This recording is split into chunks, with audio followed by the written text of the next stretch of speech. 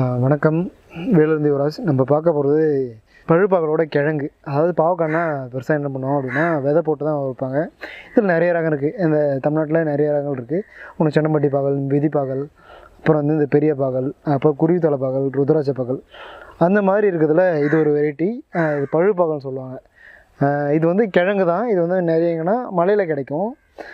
இதில் என்ன முக்கியத்துவம் அப்படின்னா கசப்பு இல்லாத ஒரு வெரைட்டியாக இந்த பாவக்காய் வெரைட்டி இருக்குது. இதை எப்படி நடவு பண்ணாங்க அப்படின்னா விவசாயத்துக்காக இருக்கிறவங்க இப்பயும் இந்த திண்டுக்கல்ல இருக்க இந்த வையம்பட்டி, அயலூர் அந்த பக்கம் இருக்கிற விவசாயிங்க வந்து இந்த கிழங்குல பயிர் பண்ணுறாங்க. இந்த பாவக்காவை பயிர் பண்ணுறாங்க. இது எப்படி நடவு பண்ணோம் அப்படின்னா இதில் வந்து ஆண் கிழங்கு, பெண் கிழங்கு தனித்தனியாக இருக்கும். பொதுவாக இந்த பாகலில் வந்து ஆண், பெண் ரெண்டுமே ஒரே கொடியில் இருக்கும். அது வந்து பாலினேட் ஆகும்போது கிழங்கு உருவாகும். இதில் வந்து என்னென்னா இது வந்து பெண் கிழங்கு, இது ஆண் கிழங்கு. இது ரெண்டுத்திலும் தனித்தனியாக இருக்கும். இதில் பெண் கிழங்கு வந்து வெறும் காய் மட்டும் வச்சு பூ எடுக்கும். இதில் வந்து வெறும் பூ மட்டும் எடுக்கும். இந்த ரெண்டு கிழங்குமே நட்டால் மட்டும்தான் இந்த கிழங்கு கொடி ஓடி இதில் வந்து பூ பூத்து இது வந்து பாலினேட் ஆகி, அதாவது மகரம் சேர்க்காகி இதில் வந்து காய் வைக்கும்.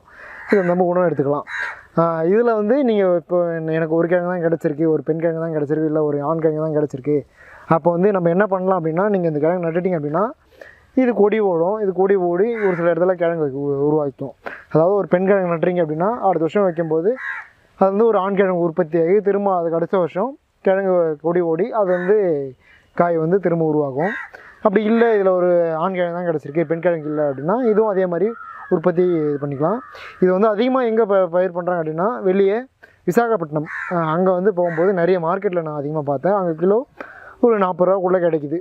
இங்கே இந்த சென்னை பக்கம் பார்த்திங்கன்னா இந்த பாவக்காவோட இது வந்து இப்போ இந்த பழுப்பாகல் வந்து கிட்டத்தட்ட ஒரு 200 to 250 ரூபா ரேட்டில் சேல் பண்ணுறாங்க. இது எல்லாமே வெளியிலேருந்து வர்றது. நன்றி.